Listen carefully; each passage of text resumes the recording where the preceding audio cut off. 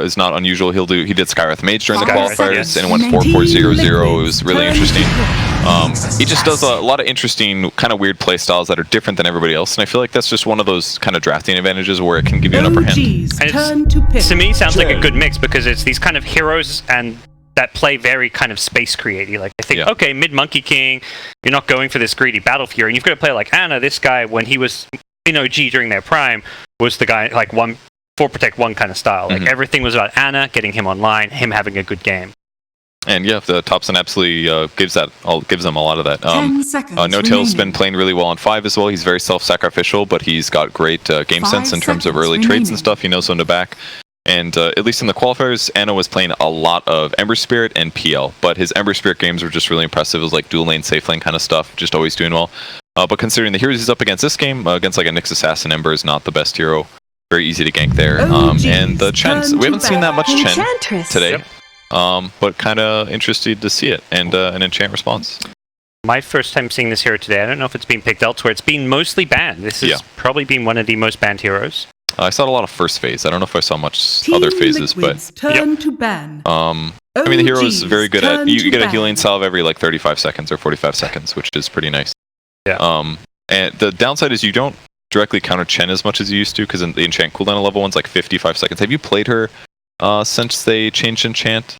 I don't know if you messed around. Played her once or twice over the last few weeks, just in the off lane. Not really with the enchant as a jungler. I think that style's kind of been dead for a little while now. I think it's still maybe worth the grab enchant once in a while, perhaps, just because like an extra creep in lane. But if you see that big camp is not blocked and there's suddenly like a satyr that spawns, you should probably get that value point, grab a satyr, and they'd probably block it anyways. Yeah. Okay.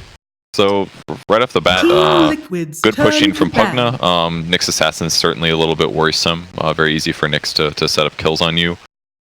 Lots of disables to reflect. Very strong laning heroes, both Enchantress and Pugna, kind of somewhat known to be lane dominators. What do you think about Nyx, though? I know, what was the other team? Serenity was opening at first pick, and now Liquid may be taking a page out of that book, perhaps? Yeah. 10 seconds remaining. Well, sitting there with Winter, and the first thing he says, no, it's good against the green heroes. Yeah. The Necro, the Pugna. They're two very meta heroes right now as far as what we know, seeing pubs and seeing a little bit of today's games. Both these heroes are very popular, and Nyx, that kind of hardest counters in the book to both of them, but has kind of suffered just I think because of his limited laning presence. He doesn't a strong laner by any means. Yeah, I think the second Serenity game that was I think I poked my head in and watched a little bit of it. It seemed like the second game that he was picked, he was getting super dumpster and was going to lose the game. But the first game they secret loss in like 1 in 20 minutes. The second game, okay, so it's like it. Yes, it has a lot of potential, but yeah, the laning stage is a bit iffy. But if you get to the mid game and the game elongates, then it's really good to have for detections and ganking. Seen a Centaur ban as well. I'm still trying to grasp my mind around this game a little bit. The Chen is really throwing up, and the Nyx together feels very abstract to me right now. So I guess it used to be more that Chen was played as a 4, but Liquid definitely always play that Kuro Chen in the kind of 5 position role. Team Liquid. Hero that GH will normally pick up. Slink's a very good hero against Chen, of course. And pick up Ursa. So Ursa's not quite as good against Enchantress as it used to be. Overpower just gives you attack speed now. It doesn't max it out. So Untouchable still does work against Ursa, but it's still a really good solution against her hero. Even the build we were just seeing in one of the other games, you're maxing Earthshock often now. Get level 4 Earthshock early on with this way it scales, so it's not like we've got several options as far as dealing with Enchantress. Yeah, I suppose that's true. I've only played against her a couple times as like a dual offlane. It's definitely annoying, but I feel like if the game goes about even until mid-game, that she just feels not very good to me. I guess maybe if she snowballs and gets a lot of kills and picks up a Dragon Lance and maybe an Ag, so she can be a big threat, but as an opening, I'll wait to be impressed by the hero. Quite sold on her just how Liquid handle this. I imagine that will be like kind of Ursa down there, perhaps with some Chen ganks and rotations, because this Chen Nyx support duo really kind of stands out to me as like, how do you plan on having a good early game when you have these heroes who Nyx just not that strong in lanes and Chen somewhat just not in the lane because he needs to go grab those jungle creeps. I mean, maybe that's one way to work it. I think the second Serenity game they also had Ursa Nyx, so maybe that's the thought, is that Ursa's so strong laning that it's okay that Nyx is a little bit weaker. That I mean, because that's really all you need in Ursa, right? You get a Blink Dagger for mobility so you can get close, and then you buy a Basher so you can stun them. And that's kind of what Nyx is applying here. Like if Ursa gets fast phase boots, Nyx gets a stun. That should be a kill in a lot of cases. So maybe it works out that way, and then it allows you to have a better ganking support. I think also that even as much as Nyx isn't that good lane here, it's still a stun. And Ursa players I've talked to, it's like when they say what they want as a lane partner, I've just heard pick a stun. Like in my pubs, this guy picks Ursa, he's just like, pick any stun, I don't care. Just want somebody with a stun to help me get kills. If they're stunned, I'm hitting them more, I'm getting more of my passive off, and I'm more likely to have a better time. Ursa is definitely very strong in that. 5 seconds remaining. The Earthshaker is going to slow things down a bit in a couple ways. Another wave clear for OG so they can slow down the Chen pushes. With help from the Pugna, they can fissure, stun Ursa to interrupt some of these combos. And then once he gets Blink Dagger later, it'll be great for initiating and keeping him busy. To me, it kind of makes this Pugna pretty unkillable. Enchantress unkillable in the offlane, because like the way you maybe gank her with like a rotation from Chen with some creeps, well now you've got this fissure from behind. That's always just going to give Enchantress a bit more time to stay alive, and anytime she's staying alive, she's healing up with the. I really do like the where the draft has gone the last couple picks for Liquid though, because at the opening it looked pretty ambiguous. The Ursa pick makes it seem like, oh, we're going to run at you a little bit, good for the lane, and then all of a sudden with the Bloodseeker pick, there's just a lot of heroes on OG's side that they do not want to get ran at, and they can't really stop their opponents from running at them super well. Fissure's obviously great, but past Fissure, they can't really stop it very easily, and they needed some beefy guy like Tiny to be able to kind of front line for their team. So how this pans out, but likely a one position Tiny, I guess, for Ana. I feel like I maybe saw a JRX Tiny at some point recently, but maybe it was that tournament in Toronto that was a 10 seconds remaining. I guess it's kind of like wrong, with the Enchantress and Shaker there too. I don't know if you want to play like a 5-position Shaker or something. Arc Warden Ban, that's always been an OG loved hero. That was probably the hero that I noticed the most being spammed in pubs actually by pro players leading up to the tournament. I saw a lot of Arc Warden. Saw Mid1 playing it, a couple other guys too. But Tiny just seems like just pretty strong as a whole right now. Status resistance reduction can be pretty nice, but burst damage, he can kind of take it back to the Chen and the Nyx, and also help secure kills against Ursa Bloodseeker. It's a good pick here. I feel like the Bloodseeker was picked with the idea in mind that would go mid against Pugna.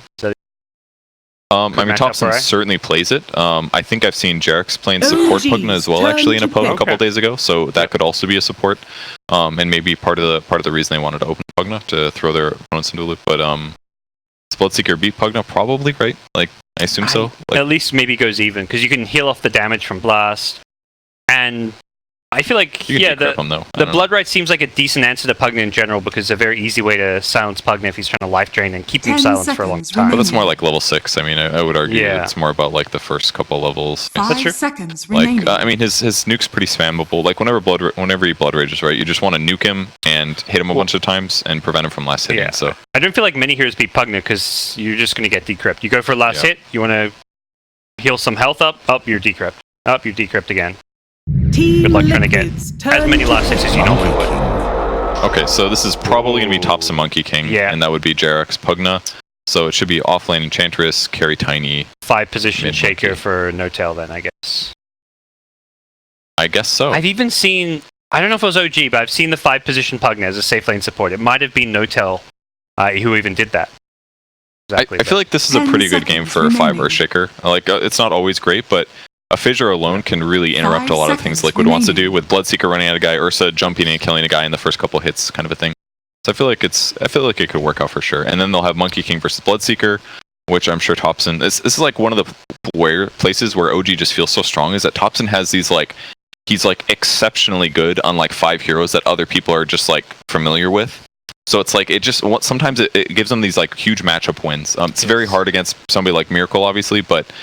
It's one of those places where OG really shines, I think. That's probably a good point. That works against probably 99% of plays, but Miracle, he plays a lot of Monkey King. He's played in the safe lane, he's played in the mid lane, and I've seen him dominate on this hero, so I don't think he's going to be thrown off by like not understanding a matchup against Monkey King. Yeah, he's definitely one of the players, probably less than 5 players in the world, I'd say, would be not going to get outsmarted. At the same time, though, it's obviously, like you say, great Monkey King game, great Shaker lane, these melee cores, Fissure that much more effective against them because they rely more on mobility. Monkey King just going to match up well against them. So Liquid could very likely consider picking a completely different mid, which is where Quap was actually banned, and they're going to pick Invoker. We get a Miracle Invoker.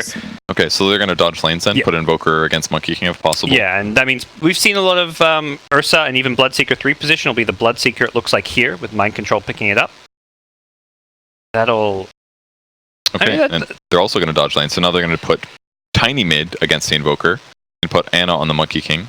Ah, that's clever as well. Unless they're going to swap again. Yeah, I think if they picked if they'd picked up an offlaner and then just sent the Bloodseeker or Ursa mid, then yeah, Topson be on Monkey. And all their heroes are actually different than I expected.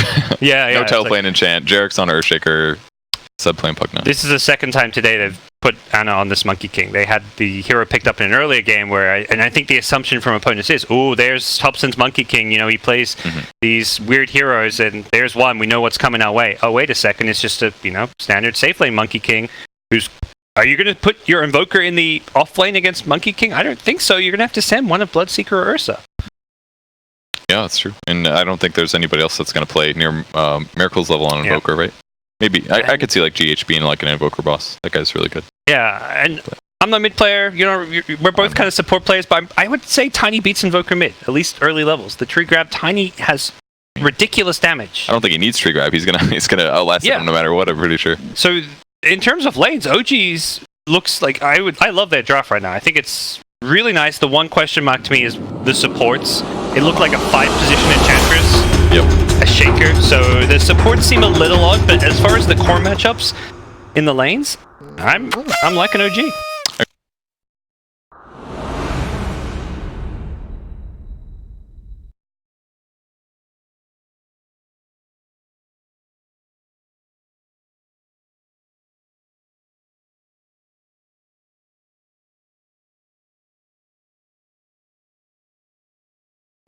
It's actually huge for the best that Chens gave up on this level 1 penitence thing, because there's definitely some times where I'd watch games where they'd really delay their level 2 and be like, did I really want that 18% damage amp with my crappy right click? Very, very valuable all the time. So we'll see Miracle going mid, already throwing Sunstrikes around to get some info and scouting for his team. We'll be up against the Tiny, a tough matchup. It's still not like unplayable. I imagine Invoker will get some CS, could see some early Alacrity to help him out with the last hits or just Forward Spirits usage. Tiny is 0 armor hero, so you get some Forward Spirits with a Cold Snap. You can bully him a bit. It's true. It's got 78 base damage on average here, and Invoker is just barely hitting 60, and he's got a Stout Shield, or a Quelling, so he's going to get pretty much every last hit, more or less. And Alright, anytime you've got a last hit disadvantage, you solve it. You get the Ring of Aquila. You know what else is really tough about Liquid's lineup is that they just don't have a lot of easy Sunstrike setups, Ooh, that's a good point. It's like, what, Nick Stun? Yeah. It's about it. Rupture, land a Sunstrike, but people will always move, 100 units of Rupture damage to dodge a potential Sunstrike. Seb doing what Harass he can with the Fidget. They want these bounty runes. Oh wow, he went for a Blood Right. I think trying to take this level 1 fight at the bounty runes, doing a good amount of damage at least. Yeah, he did. I mean, it's a huge level 1 nuke. 120 pure is a massive amount of damage. So, but now he's not going to have Blood Right. Or he's not going to have Blood Rage, he's not going to have Thirst. And yeah, level 1 you may just get harassed. Anytime you go for last hits, Pugna's going to be right-clicking you, maybe throwing a blast or two. Ooh, I did not mean to ping, whoops. Anyways, they blocked the large camp. Sorry to our Russian and Chinese. I thought that was one of the teams. No. You're good. Do pings actually show up to other casters? I know, used to a long time ago. It's just one of those things where you're like, it used to be a problem, therefore you just assume it's the same for years. If you ping items, it does. I know that. Like if you ping health bars or items and have the chat message it. We'll try to hold back. So it looks like Mind Control is actually just using Blood Rage as a way to get last hits, which is kind of smart because it gets a nuker like Pugna. Every time you do Blood Rage yourself, he's just going to nuke you instantly and go for some bullying. So, but right off the bat, 4 last hits for Mind Control, so he'll be happy. Yep. How are other lanes looking? It will be the Invoker versus Tiny mid matchup. Topson already using the tree grab and throw to help secure some early last hits, but Invoker doing just fine, at least for the first wave so far. And bottom lane is the Monkey King versus 2 melee heroes. He should be a pretty happy Monkey King. Enchantress down here with the heals. Maybe, Enchantress just the new Warlock is what No-Tail's saying.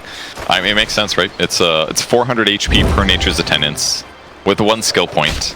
The only problem is it costs you 170 mana, but if you're getting levels, you're just sitting here and right-clicking.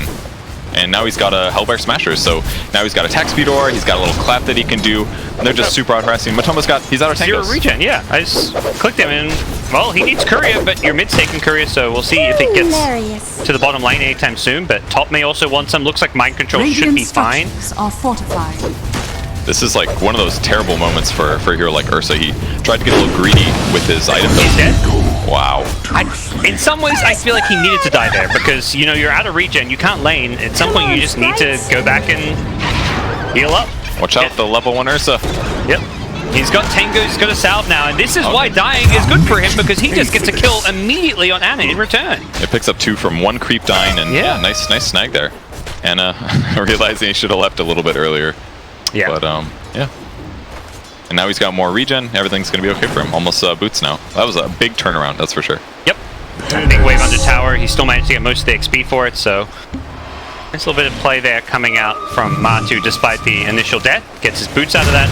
And all across the board, does feel like OG still have a pretty good laning stage advantage with these matchups they've got going. And able to constantly spam Miracle. And it's not just Miracle who can Ring of Aquila, we'll see it on Thompson as well. Almost GH getting a little low here. He's got a nuke. Yeah, he's probably dead here. Yep. Great dodge there by Ana. Expecting the stun. Matu wants to get some return kills, not going to be so fortunate. Ana takes a full overpower with a recast as well, and having the double overpower there. Yeah, and the Orb of Venom is really making a big difference here. I mean, that was what cost him at the start, is that he only had 1 Tango because he started Stout and Orb. So he's out of regen right away, but I mean, it ultimately got him his 2nd kill, and now his 3rd. So One-Top Man making a huge play here, and now he's going to get another one. Nicely done. He's just crushing this lane, and I think a lot of people kind of forget how good this item is on melee heroes because it's been getting nerfed damage-wise, slow-wise on ranged heroes, but melee, it's still the same as ever. And I think Ice Frog's saying, hey guys, I want to see this on some of these melee lane dominators. Yeah, it's amazing on Ursa, that's for sure. Yeah. It's so hard to like find a way to get away with it because you are short on regen, but hey, that one death, he comes back to lane with extra Tangos themselves, and suddenly he's good to go. Yep, and so he's going similar skill levels to what we've seen earlier today, maxing out Earthshock. And not that much personal survivability yet either, just a stout shield basically, but it's like every lane has been a little scary here. Mid lane Thompson goes for the bottle. He's got a haste rune for himself and has been pretty even with the Invoker in terms of overall CS. Slight advantage going the way of the Tiny. We'll dive here on top. Got a nuke for Seb, but he'll be... Try to get this sated last hit. Seb may pay for this though. Chasing his mind control has got some decent thirst. Seb, Blood Rage up, nice decrep, stopping the right clicks from coming in. Jerix is there as well. They may be able to outplay this one, and they do. Seb and Jerix teaming up perfectly, baiting mind control and giving him a tip, rightfully so. That was really well done by Seb too. I don't know if he did it on purpose, but when he walked in the Blood Ray, I thought he was going to get silenced and everything. But I feel like that's just a great way to bait. Like walk into a danger moment like that. And it just produces, you know, more confidence from your opponents. And they get both bounty runes as a result, so that's going to give them a set of 3. So really good 5-minute rune timing. That to me is like the true bait. You pretend you're weak, you're vulnerable, you bring them in, and then you turn it around. That was very good. Tiny sitting around the mid. It's a haste here. He's got a tree grab in 3 seconds. He's going to need this for the damage output. He's also got a figure. Miracle sitting with Sunstrike, not the things he's going to want here. And it should be a kill. Yep, has the tree throw in. We'll find it. And No-Tail just completely foregoing untouchable this game, actually. It makes sense, because he's against the Ursa. Enchant does scale well. Ana dying again in the safe lane. Yeah, this is suddenly becoming a rough lane for him. I mean, the support leaves, and even with No-Tail there, unless he's bringing some useful creeps to the lane, it's going to be pretty tough for him. But prioritizing this mid-tier 1, the 5-minute catapult rotation, you bring in 3 mid, you get a kill, you try and take this tier 1 using this double catapult thanks to the Enchantress. See if No-Tail can get this kill here. Breaks the south with the ward. Yeah. He's going to know there's a ward. Tiny has a tree throw. He didn't actually, I think, realize how low Kuro is. He'll find him, though. Gets the blind toss as the tower gets denied, however. That's a pretty big tower deny this early on because that's a big chunk of gold. It's such an early tower though, 6 minutes with these kinds of heroes that are going to be roaming, like Earthshaker Fissures and Enchantress popping up. I feel like this is really bad for an Invoker who normally needs to sit in the lane and get a little bit of farm and gold first. And often if you can't sit in your lane, you go to back to your jungle to farm, but with your tower down, they can very easily access and invade that jungle. So definitely another missed kill. I got that one. Tell running for his life here. If I was in his position, I would just be super regretting what happened. Like, they were dominating the lane, and all of a sudden he makes a little mistake with the aggressive TP from Ehome. It's like the whole lane just completely changed. He's 1 and 4. It's crazy. It's one of those scenarios where he was better off not killing the Ursa there. Force him to bring those tangos and salves down on the courier, because you're just going to win the lane while he's low health. But yeah, it's one of those things you can't really know it in the moment, and this is a situation I think he's just not used to, because normally there's a much bigger priority on him having a better early game and a better start. This time around, the focus has been much more around this mid lane. Well, man, this is the problem with Ursa. Like, you just can't go back to the lane. He just controls it so hard. Like, they can gank it, but oh man, his speed is just so fast. He's not even gonna get four prep hits here. It's so hard for them to even have an opportunity to initiate. They would need like Pugna to rotate or something. But if he leaves, then they can't dominate the Bloodseeker, so he's just gonna have to deal with this.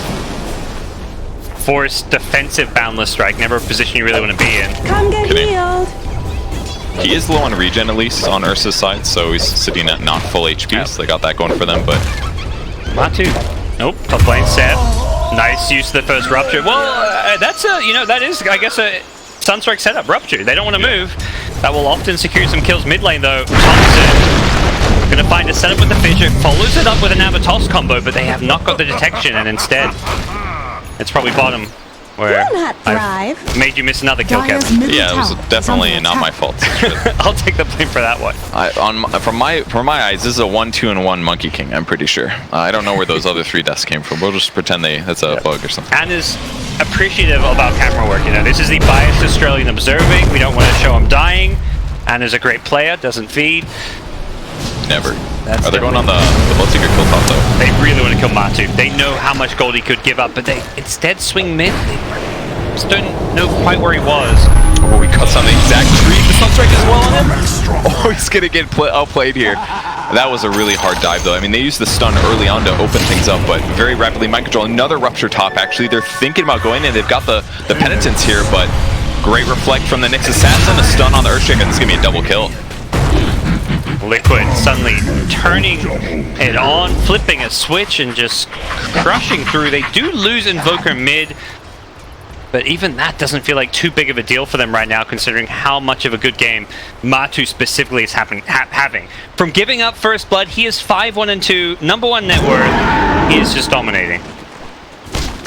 Good for him. Still pretty far away from a Blink Dagger though, so at least for now it's still going to be pretty straightforward laning stuff. And my real curious is, what I'm curious about is, can OG take the advantage that they have on some of their other heroes and turn that into something better than what Matoma Man can? OG's really trying to prioritize some of these towers to give them some gold. Unfortunately, I mean, the mid one got denied is really kind of a problem for them in some ways. Need to make sure they actually get this last hit up top if they fully commit for this, but they're just not good at pushing yet though. They've got tree grab, but the cooldown is so long. Coming out very fast. Last time they had a double catapult. This time there's 0, and GH level 6. They don't have detection. Yep. Sunstrike setup. Perfect kill. That was really cool. The last hit. The Blood Rage on the Nyx, super cool way to do that. Love seeing combos with BS like that. Come OG with more. Kill the Nyx before he can Carapace, and they may look to dive this tower now as well. Mind control a bit vulnerable up here. Does have a TP scroll out if he can find a way to juke and jive. I think he might die. I don't know. Yeah, I don't know if it's for sure. Kuro's arriving with a lot of creeps here. Possible setback? No, he's going to go down. Kuro did not have level 6 yet, no Hand of God, and he's going to be an extra freebie. OG suddenly get 3 kills, which in some ways feel like Liquid kind of handed to them. Yeah, that was definitely a 1-by-1 kind of situation. It didn't feel very good for me, for them to walk in like that. And Matoma Man is just finishing Blink now, so maybe if he has that and that fight's a little bit more straightforward, they can take the engagement, but they had to be there as the initial Bloodseeker initiation goes on, but they just, they weren't ready for that one. I don't even know if Invoker had a TP in that case. But, I mean, he's Sunstriking, but outside of that, we're not seeing that much impact from Invoker just yet. Yeah, I almost feel like he's telling his team, like, you guys, if you fight, that's on you. I want to just be farming and getting my levels and just throwing a Sunstrike. He does buy Blink. It's revealed at least for OG, so it's not all bad. Back Thompson's not even close to where Ursa's at, but he's about halfway to his Blink, so once he matches that, I imagine we're going to see a lot of Thompson kills this game, especially on like Chen, the guy that's going to have to worry about getting solo killed. Yeah, he's looking pretty damn squishy right now. Edge getting down some deep wards. See what he can find on the Nyx assassin. He's perhaps part of the recovery plan for Miracle. You just go around, find some setups for Sunstrikes, and try and feed Miracle these kills. As of right now, waiting on that Vendetta to come back up. Tower is under attack. They want to snag Ana. There's the rupture. Got the rupture, yep. That was really fast. Can he TP? No that TP? They have a calling? They do.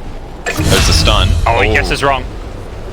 He's still hiding. Oh, he's not going to keep looking. You have to guess which tree he was on, and unfortunately for him, it was like a maybe 1 in 3 chance or so. They are trying to get a grab, but it's pretty tough. GH takes a lot of damage, gets stunned. He's gonna pounce down. He doesn't have his ulti just yet, but no stun either. Seb's gonna, he turns. What a play from Seb. He stays alive, gets a kill. He's still not gonna find a way out. Here comes the Wukong command. Ana wants to try and take this fight for his team, and with Thompson there to follow it up, it's going pretty damn good for him. Mind Control's just gonna be surrounded by 3 heroes here, and no real escape for him, I can only imagine. Kuro's maybe looking to come back in and set something up. Bloodright gonna buy Mind Control some time. They're going low here. Matu showed up with a blink. He burst down one dead, and now Bloodseeker gets the movement speed. That will keep him alive. Oh, it's really bad for Thompson now. There's almost no way he gets out, but maybe he can get a kill. He gets him low, but that'll be it. Very back and forth brawl of a game. Constant fighting, kills all over the place.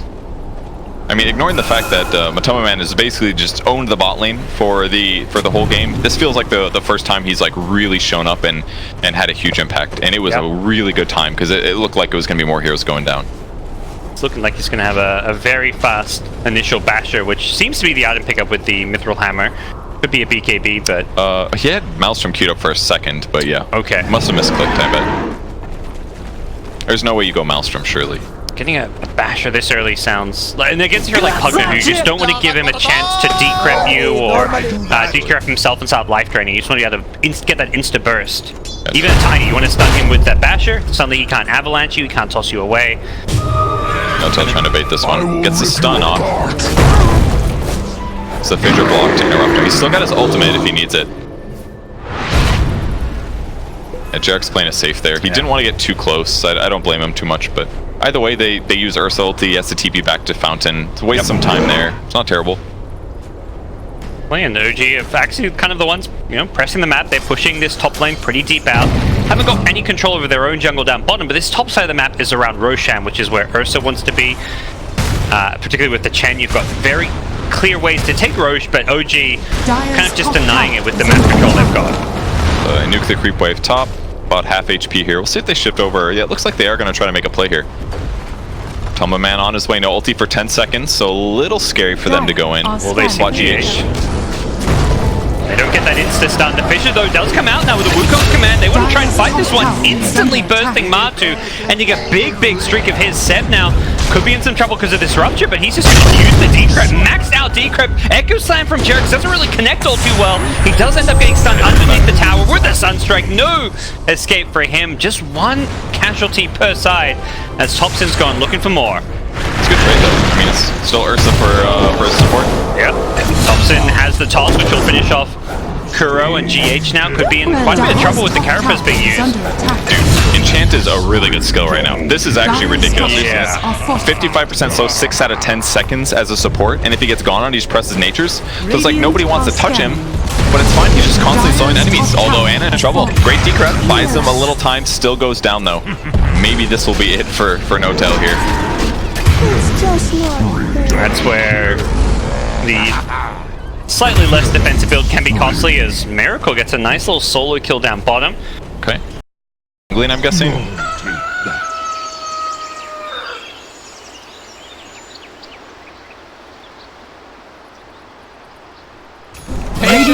Should reveal to OG what's going on a bit there. Thompson has a Shadow Blade, not going for the Blink Dagger. Much.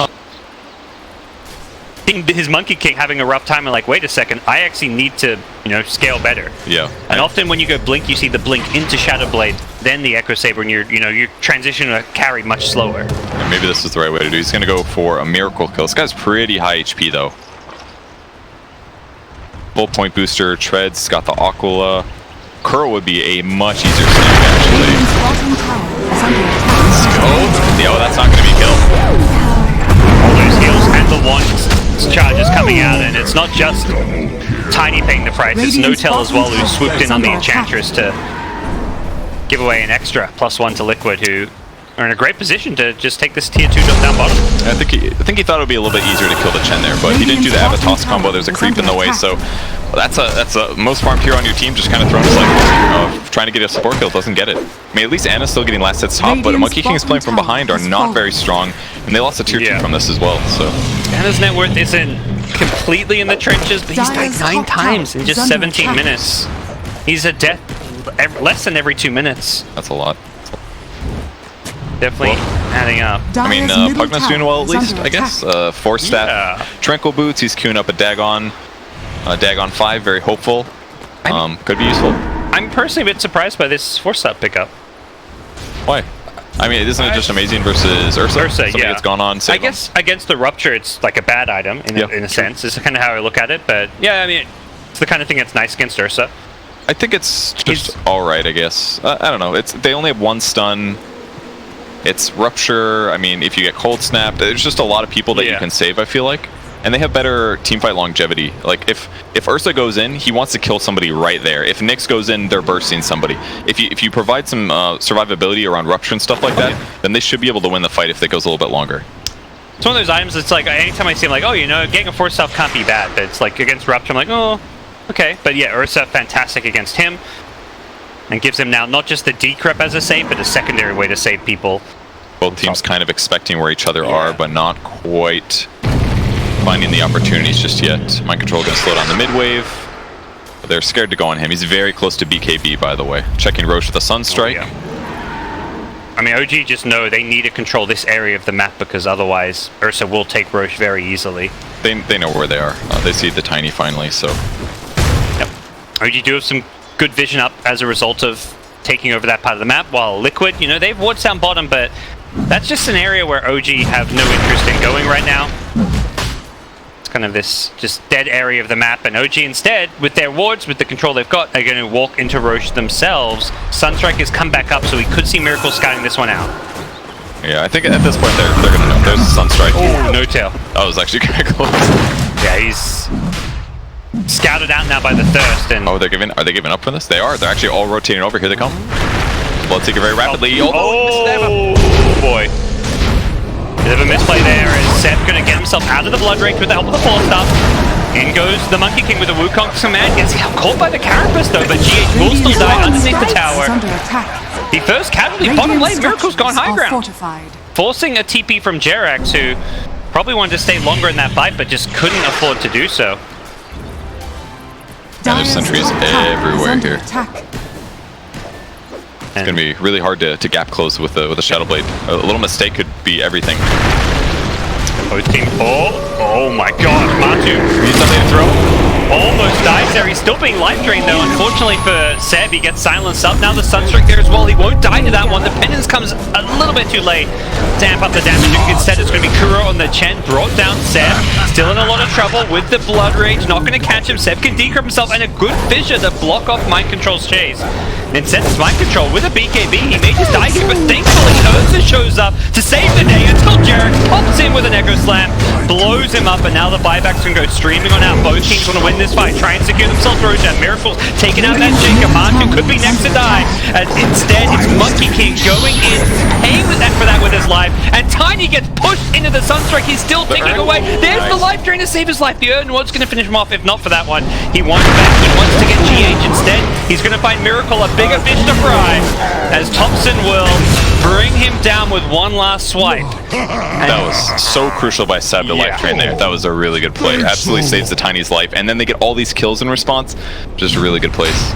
Roche is still pretty high HP, and these are not fast Roche takers though, so are faster respawns on OG's side, but we should see Liquid cross the map again and try to slow this down. That team fight was a 2k gold swing, and it's an even bigger swing if OG get Roshan, but that still feels like a pretty big if right now.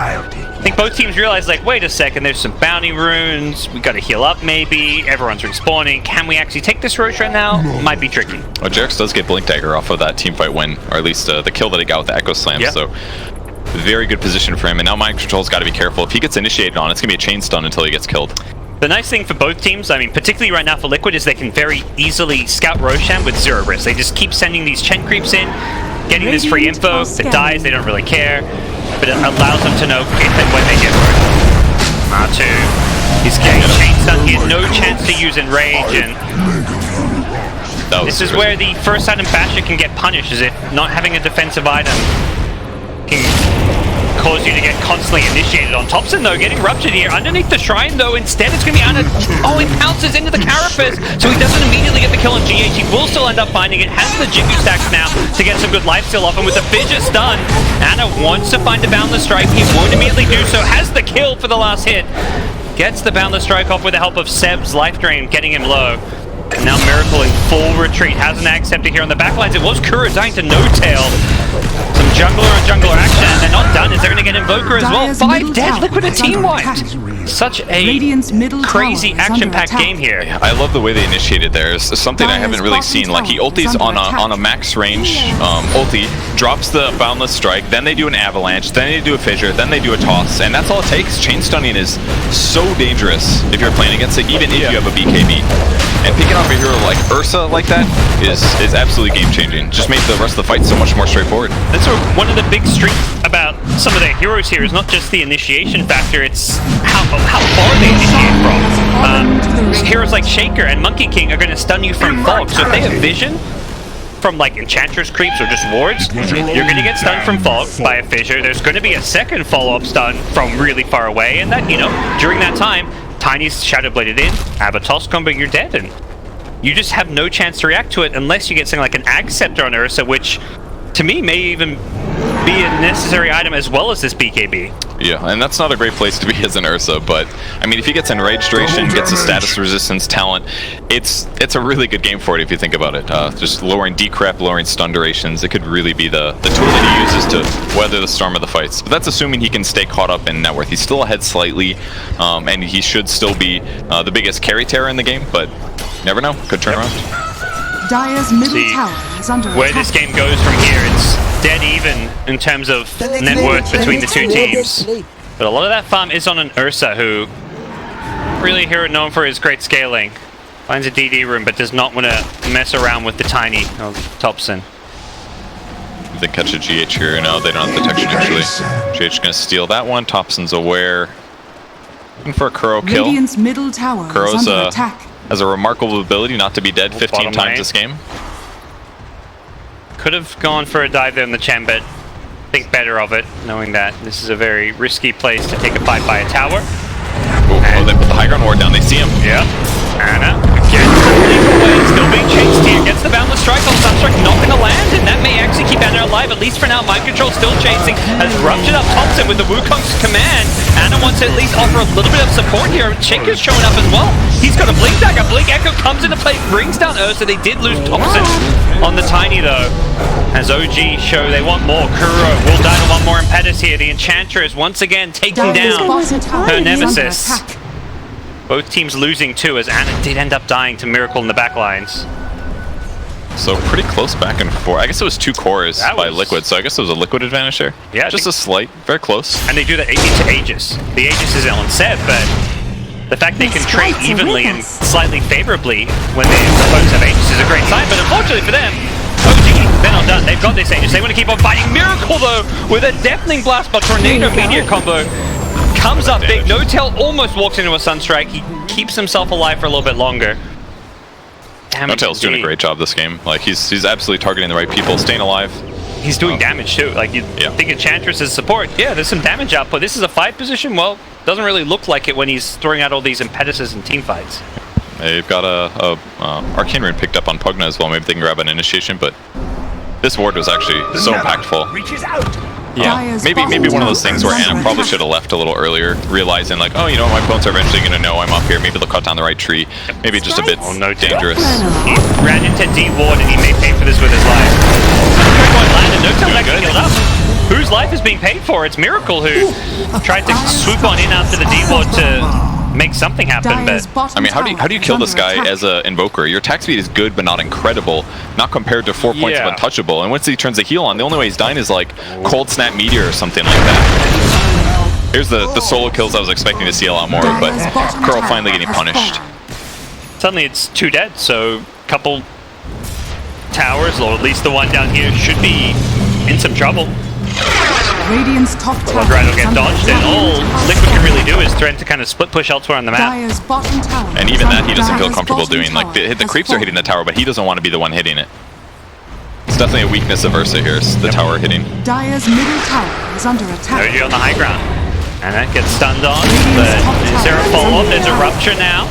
Life Drain, though, kind of negating some of the impact of this rupture initiation. Nana may need to be careful, gets under the blood right here. Pugna just Dagoning people left, right, and center. Unfortunately, he's out of mana, so he's got this Aegis, but he needs to find a way to die, or have the Aegis expire and heal himself up, but that's always a risky thing to do if you get jumped as that happens.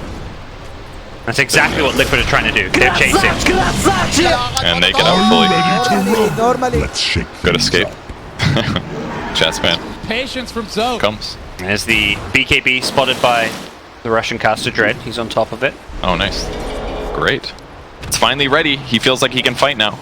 But will that be enough? I'm not sure. I mean, Anna's progressed so much in items since Ursa got this Basher. It's actually been an incredible time of period. Like, he's almost got his own Black King bar. He's finished a Maelstrom. That Echo Saber was, like, barely completed when Ursa had a Basher. His score, 5-11-9, sounds pretty bad for a carry, but in context, he was like 1-9-3. So, since then, he has done incredibly well. And he's not done. Yep. Shaker will use the Echo Slam. They know it's a big kill. It's a core hero, and they'll happily use the ultimates to make sure they get it. That was like 5 stuns in a row. How do you deal with that? Ags is like the only way, maybe? But won't they just buy a little time? That, okay, well, we'll just slow you, I guess, until... And even if Ags goes off, they'll just hit you with another chain stun, the Ags allows you to use your BKB, I guess. But he only has, but he doesn't have enough gold for both is all. Yeah. No, if you go Ags, and, that's the thing. Like, I feel like some people are gonna be like, oh, you should have gone Ags instead of BKB, but yeah, that you need both in that scenario. The fact that they did such a good job pushing towers has made a huge difference. Like, that's part of the reason that they're able to get these kills. If there's a tier 2 tower there, I think there's support TPs, and maybe they could turn this around. Yeah. But all these towers are dead. Like, somehow, despite playing against a Chen, they were able to always pressure towers more than their opponents. I guess that's the Pugna advantage, the Tiny advantage. All of those things are making a big difference. OG looking really good as a team, individually, players stepping up as well, and right now this game's in a very winnable place for them. There still is that late game Miracle Invoker to worry about. What do you think about the Chen in the first phase? I feel like OG seems to have taken it to their opponents in terms of tower pushing. So in that vein of thought, it just feels like Chen is a terrible hero now. Like, because at best he can do penitences, he can heal somebody, maybe get a send back, but it just doesn't feel that great. From behind doesn't feel good. Thompson going on with the Ursa there, they shred him apart. GH almost died, but the Chen heals do save him, and Tiny buying back. Seb almost surely dead now. Yeah. Maybe out? Is he green? You betcha. All the suns were used on the initial kill, so there was nothing left. The Tiny spot back. They're going to look to take this fight with the Tiny and Thompson. No! You're going to die twice! It's a die death! And it does pop BKB at least, so he's going to buy himself some time killing the creeps, but everybody on Liquid running free, and it looked very good for OG there. Don't hit those nukes. He may just die as well if he's not careful. There is a Shaker nearby, but still no Echo Slam for a couple of seconds, and there's going to be a blink. Earthshock to slow him down. Couple right click, and it's just dead as well. He should have run sooner. He turned, he got greedy looking for some creeps. The Dagon Cannon does finish off one, takes down the Bloodseeker, which is a little bit of fun and games for Seb at the end, but you need more than that. You need to be winning this game, and they just threw away a decent chunk of their lead with that fight. It's a great way to stop a push at least, because if you kill him, if you don't kill him there, he's going to heal on the creep wave, then all of a sudden you have a full push coming. Yeah. GH still hanging around trying to fish for a kill, but his mana regen is so bad near the Nether Ward. There's no way he'll be. He's just trying to scout for a position, I guess. Never mind. Instant bash. Sometimes you just can't do anything about it. Yep. That's why you love the bashes on Ursa. When you get that insta bash, no reaction possible. Matu finds an extra kill for him and his team, putting them actually ahead now. 1,000 plus gold lead going the way of Team Liquid all of a sudden. Very, very back and forth. Both teams now with leads at different point in the game. It started out Liquid in the early game, then it swung back OG's way, and now we are back in Liquid's court as they try and secure themselves Roshan, knowing that with Pugna dead, this Rosh should be pretty secure, and even if he buys back, you can just back off knowing that you forced the Pugna buyback. Oh, they see him. Off the bash, can they chase on? They can. He cancels ulti though. Oh, they didn't get the Blink Echo in time, he got the BKB! Oh. Jerix was just a split second too far away, it looked like, and now Liquid have gone charging in with Martu's BKB. They're going to lose him, though. The Dagon immediately tears him apart. Seb gets stunned by GH, but it was too late to save his life, and Roshan is incredibly, fairly low. Down to about half health there, something that OG could look to capitalize on. They haven't got the best Roshan lineup. They did it okay before with the Untouchable, but Enchantress is the one here they lost. This is very close to being a successful Ursa combo, but... Oh my, Thompson. Oh no, he's gonna die again. Yeah, they're gonna get vision now from the Bloodseeker. He gets brought low enough that they don't need detection. What was the initiation there? Just like a tornado or something? I believe it was just a tornado. It's a huge mistake. Huge mistake by Thompson, because whereas they traded evenly now, they're in the same situation. Liquid's in the Rosh pit again, they gotta defend. They don't have Monkey King ulti either, so... This is the Ursa-less Roshan though, so it's not going to drop quite as fast as it otherwise would. Dagon was used though, so a lot of burst damage has gone missing. Jerix can't blink now thanks to the Spirit Vessel being used. Anna's trying to go in, he has forced the BKB from Mind Control, who gets brought down to the Roshan. There's the Cataclysm, bringing everyone on OG to kind of split apart and try and keep themselves alive. Anna holding his ground against Miracle. Gonna try and go for a right-click battle here. He's going to lose it though. Miracle with the Cold Snap wins that duel. And as a result, it will be Liquid who should secure themselves Roshan off of this. Even with the buyback from Anna, I don't know if they can get in there. Liquid have 5 alive, but Anna has Wukong's command back up, but no BKB. They might have spotted him jumping in though, so perhaps they know where to look. Anna's disguised himself. I can't even find him. There he is. Just a sickly tree. Sickly tree, yeah. I was like, is he the Netherwood? What's going on here? That'd be cool. Turn yourself into Netherwood. Well, they are going to be in the Rosh pit, but this is so hard to deal with. I mean, is he going to go for it? He's channeling it. Yep. Goes in with the Wukong's command. Perhaps hoping there's no BKB on Martu. He's trying to secure the Roshan. He's getting fast though. Martu getting low. He can't get Roshan. He doesn't get it low enough. Oh no, OG! They're going to secure Roshan themselves. Thompson picks up the Aegis. There's Cheese on the ground as well. And OG have bested Liquid at this Roshan fight at least. On the bright side, it was a Rosh kill on Matoma Man, but definitely catastrophic. He did get a lot of bashes last time. I'm like, does Monkey King suddenly have a basher? No, it's just Rosh. I mean, sometimes karma comes back at the wrong times, you know? You're in the Rosh pit. What's Matu done? He's just a nice little Finnish boy, you know, trying to play some Dota. I saw that dirty first hit bash on Pugno, okay? That's all. Okay, all right. It's defendable. But Monkey King has felt very strong.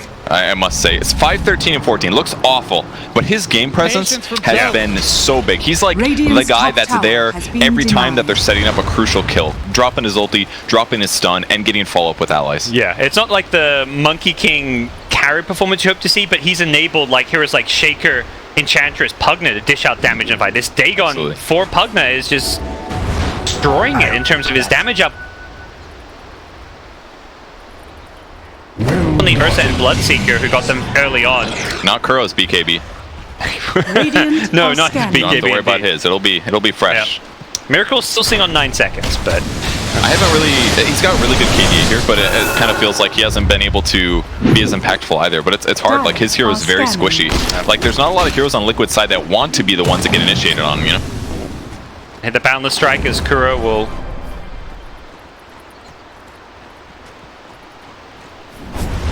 Perhaps surprising himself that, oh wait, I'm actually not dead here, okay. I'll just walk back to base. Sentries everywhere, and they're ready to go high ground. Towers are very fresh. Bot tower is a lot easier for them to high ground on. A little surprised they're not going there instead, but... Get the Sentry Miracle just going in for an AoE for some harass. Wow, I say harass, no tell. 20 health, still dies.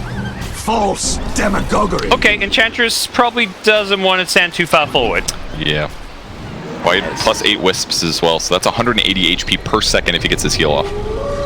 Wow. That is some good stuff. Maybe he should have gone the magic resistance talent. I don't know if it would have mattered in that case, but... Oh, at the level 10, yeah. Yeah, so it's one of those moments where it feels like it would have made a difference, but hard to say. I mean, there's some of that damage, like the Blood Ride and the Sunstrikes are pure damage, so That's true. perhaps he's just thinking, you know, there's maybe not enough magic damage. GH fishing for a kill here. Sunstrike. Wow. That mana burn was like a daggone 5. It was incredible. And that's the kind of Nyx punishing Pugna we haven't seen, that we were perhaps expecting a bit more of. I mean, the Sunstrike makes all the difference, right? Because then he can be by himself. Radiant's middle tower has fallen. And Seb, he hasn't really been caught out by himself all game long until that moment, but that's a crucial time to get caught out, because Absolutely. Liquid instantly going for a couple towers. Jarek's in some trouble, doesn't have the blink. He's going to go for an Echo Slam, wants to bring down the Invoker, who does not BKB.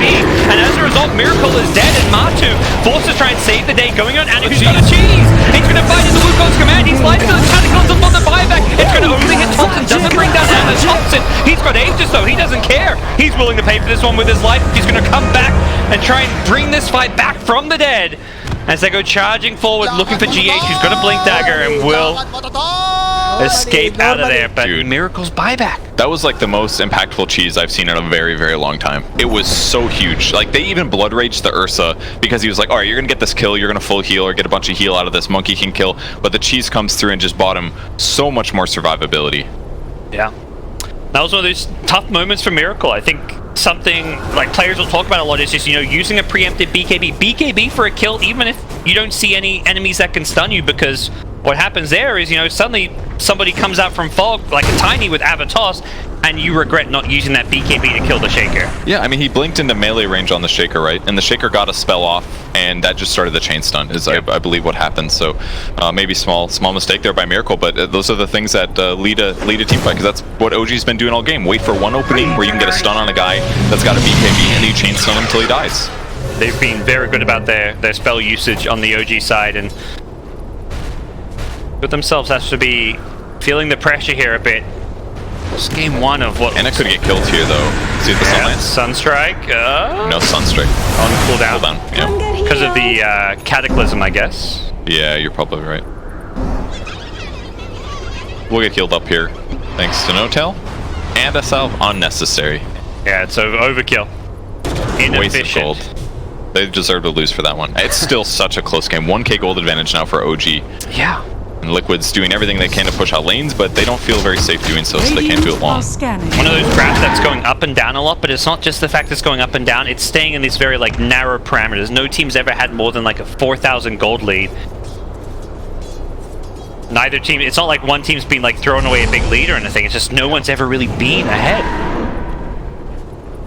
Well, Miracle's leading now, at least, working towards his side of ice, about 800 gold away. Yes. That'll be nice, at least. Doesn't have to worry about pre-BKBing sometimes. And that's one of those items, particularly when you have a Blink Dagger, that can just kind of break the game open, because there isn't really a counter to Hex anymore. There is. Grow.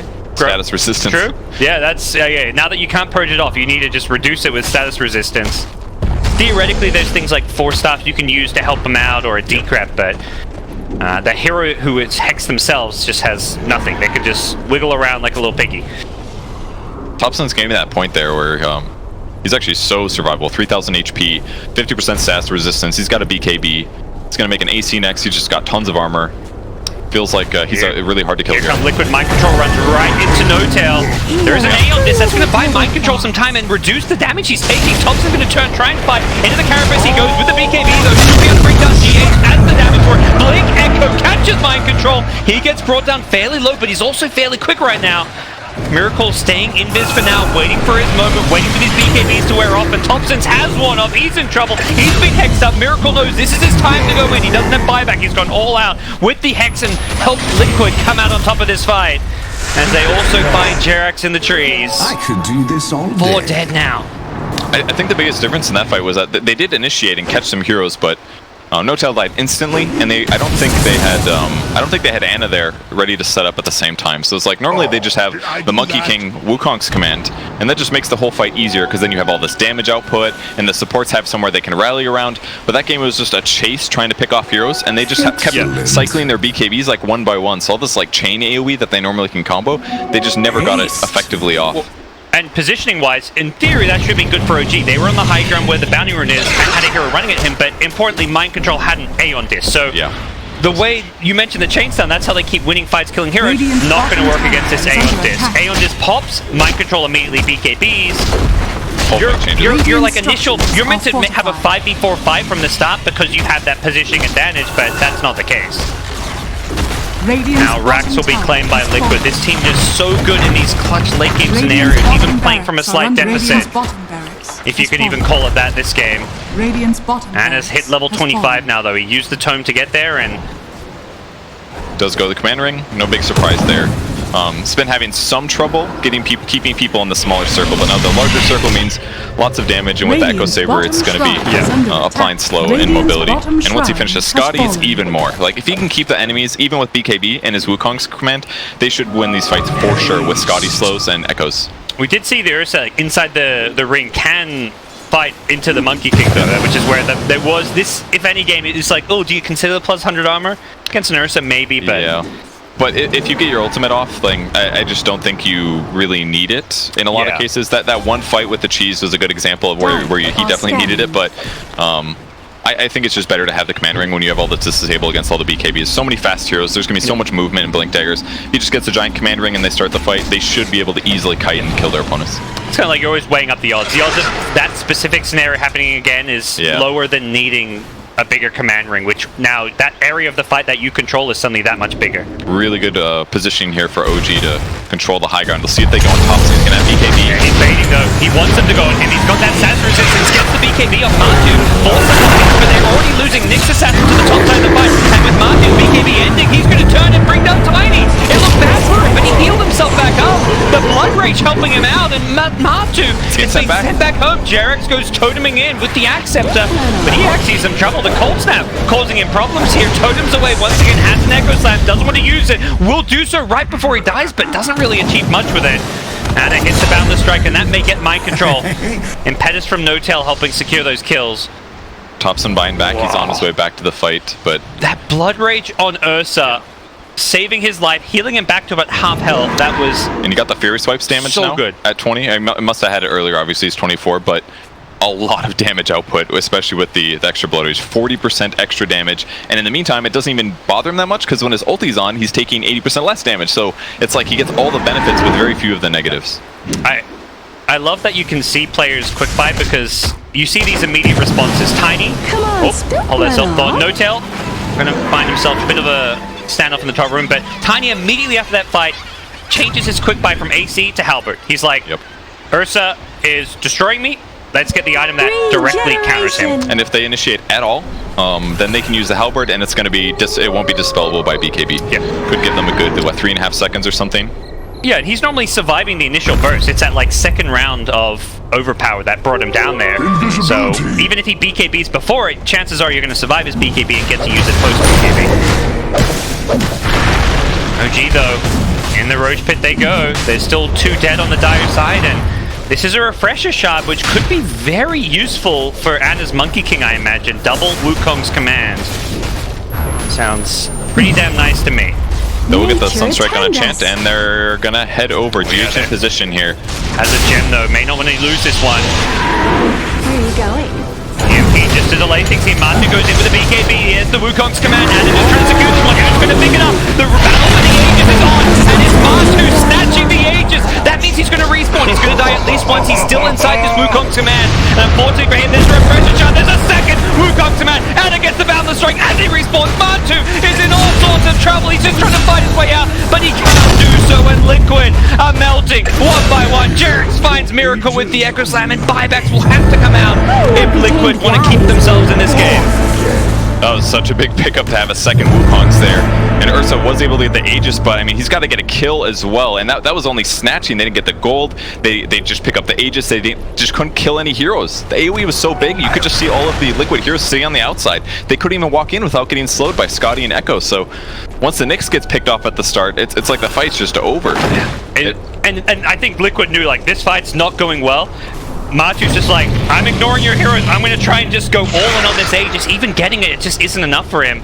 Too many things on the ground. It was kind of this 2-second peace treaty between 3 heroes in the Roche who were just like, let's finish Roche, and then we fight. It also felt like Roche stayed alive for a long time too. So it's also possible Matoma Man burned all of his overpower and enrage maybe just to buy time and BKB. So it's like if you spend all that just to get the Aegis, and then you can't win the fight afterwards, it's not worth it in the end. It might have been better just to, I don't know, maybe pick off supports first, let them get the Aegis. I don't know if that's the right move, but I guess he knew It's there was hard. such little time to secure Roshan or to contest it. He BKB'd before he's even in the pit, which is like, by the time Roche died, his BKB had worn off. Dyer's middle tower is under attack. So getting ready to take the mid tower. Sep's going to BKB for that. I think it's worth it. They're going to be able to get shrines as a result. Even out the map a little. Yes. Kuro's just off across the map picking up bounty runes and things. Yeah, so strategically, it's not going to matter too much for them. That, if anything, it's fine. It's good for them that they can now take these shrines, but not doing quite the damage you'd maybe expect, considering how convincingly they won that Roshan fight. Just 3 heroes with like 1. Nyx, I think, was respawning fairly soon. Was enough to defend with. See what Liquid now look to go and do. There's no Aegis on OG's side, so as crazy as that fight was, and OG winning it, yeah, the game is kind of still even. 5k gold lead at 47 minutes, that's nothing, and OG don't walk away with Aegis Refresher Shot. They had to use it to win that fight, so do we wait for the next Roshan is now being said. And Liquid on their side, it's like, well, we can actually go and make plays because Aegis Refresher aren't in play. I don't... What happened to the cheese? Who knows? There was all sorts of shenanigans going on. Somebody definitely ate that too. Yeah, someone used it. it. It's gone somewhere. Gems on both sides, so at least vision advantage is semi-even. Invis Nyx, plus like Monkey King on the other side. He's queuing up a Butterfly. He's really close. This is where things are going to get really serious as well. Once you have Butterfly against a hero like Ursa, it's a bad thing as an Ursa. You need to be able to hit it every single time because the ramp up is so severe if you do.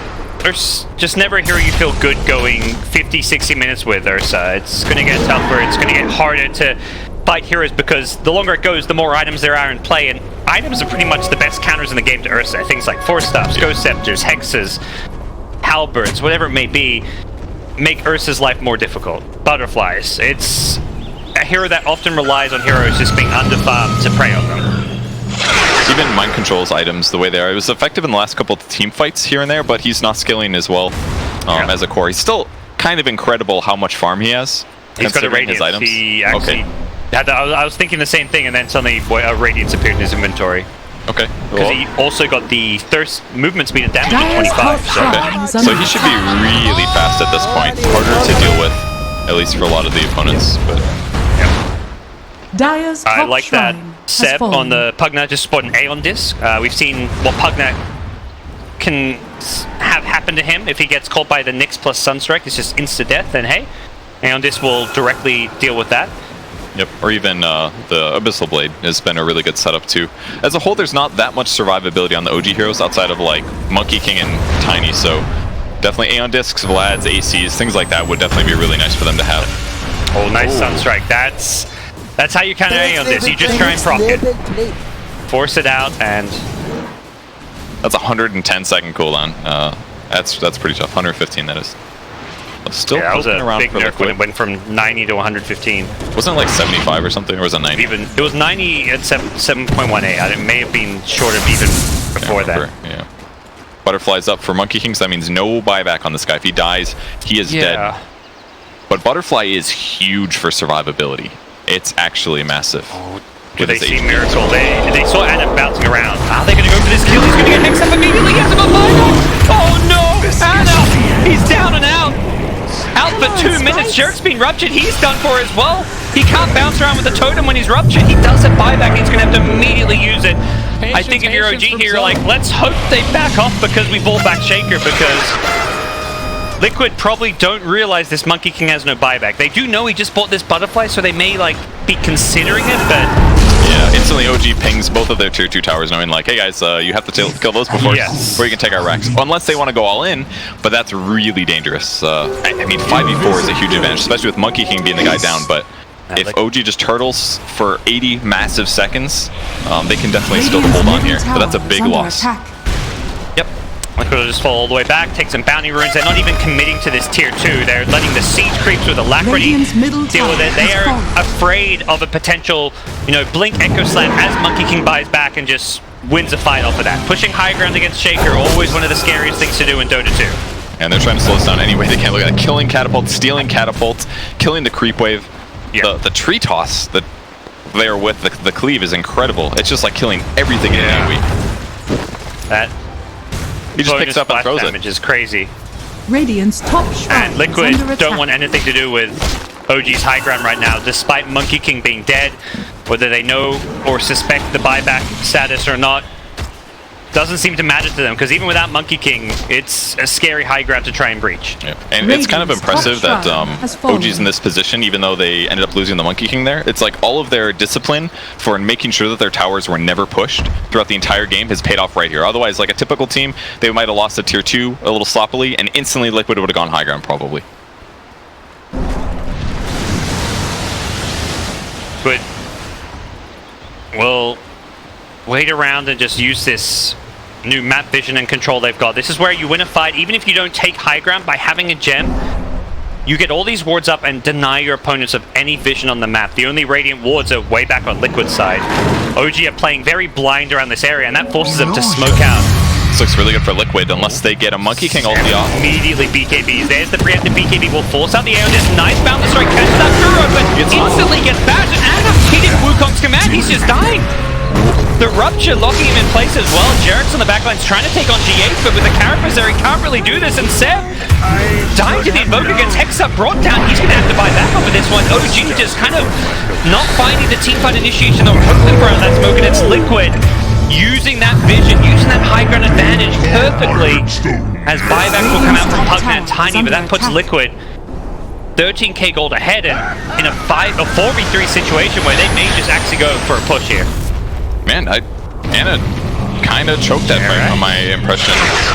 Yeah. Like, he was on the cliff, right? He throws his stun, he jumps down, he starts hitting, he didn't BKB, there was a blood right there. Yeah, he got bashed and all, but man, I really thought he was going to go for an ulti first. He didn't. He BKBs, he starts attacking. It was just like, at that point it was too late probably to ulti, but...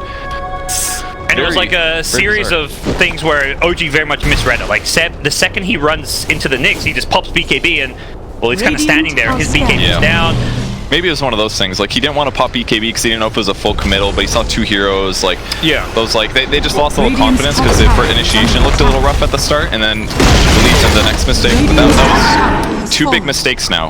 OG has lost so much ground since they had before. And it's so tough there because you've just lost all your vision, so when you're that Pugna and the smoke pops and you see this Nyx with your gem, you're like, holy crap, I'm scared because we don't have a ward here.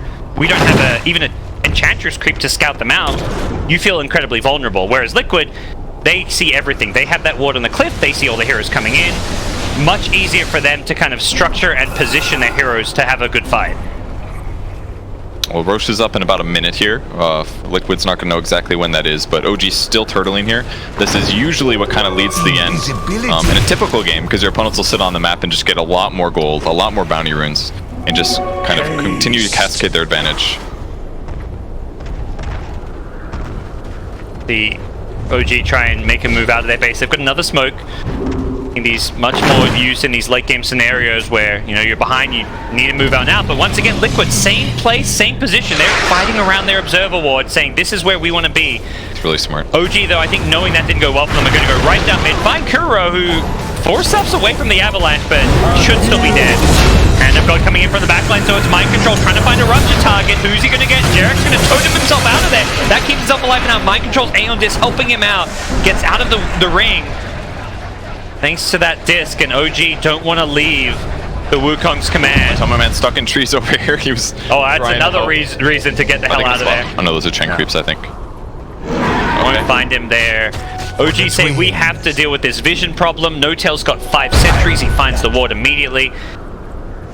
Hasn't even completed this 4-star. Still sitting on below 4k net worth, but he knows these sentries, the vision is more important than a 4-star at this point. That's true. I would like him to finish it though. I don't know. It just feels like 1,200 gold for something like a force on your hero could be really nice. But a few creeps, but there's no time to farm the game like this. Yes. As No-Tail will find because he's dead. He can't farm. You never know. Okay. Still got a 4-staff, didn't save him. Can they fight Roshan without Wukong's command? He can buy back. It's only 400 gold. But yeah, Wukong's is... Yeah, the cooldown is perhaps the bigger issue. Jerix is nearby with a Blink Echo Slam. They're throwing trees at them, which do a lot of damage. If they cleave it, yeah, they will scare them off. Monkey King rotated in. Wukong's almost back up. Their positioning on Liquid side is just so good. They're always so spread out. They had a lot of issues with that in the first couple fights, first 30 minutes, but ever since then, it's just been Liquid out-positioning their opponents. Couple illusions they have to deal with. Luckily, Seb has 2 ways to one-shot illusions. Yeah. No problem. I always forget about that one for the Dagon. That's Can be useful. Topson just tossing trees into Roche. GH always trying to spot out a good catch if he can find it. The Miracle sitting behind him, that should be an easy kill. And there's the enchant buyback. That one's a little interesting. Guess who wants to push out bottom?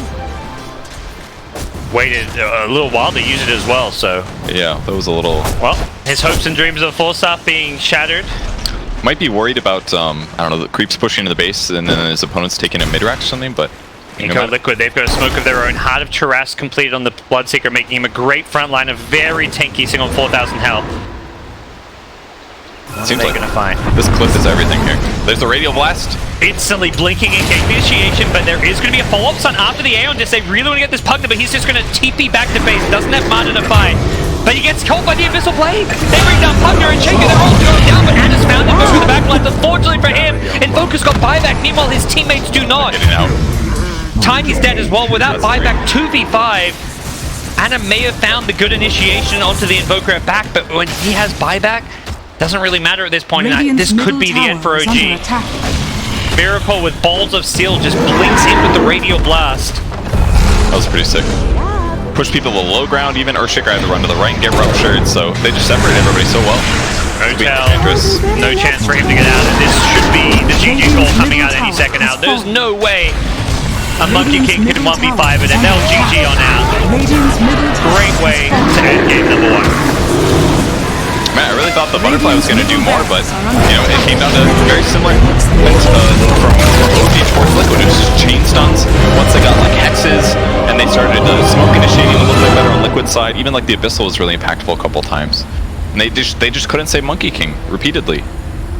I mean, he was out of position, by all means, but definitely going to be a tough loss for OG in that game. They probably felt, at least at some parts, in the lead. Yep. Maybe if they stabilized the laning stage more, it would have been a lot better. But felt like they could have pulled out a win. But Liquid, man, they are so good at late game Dota these days. Yeah, even it's with incredible. A lineup, you're like, oh, can this Ursa keep on doing it? You've got this Chen who, like, I don't know, did Chen really have a late game? Not really, but... His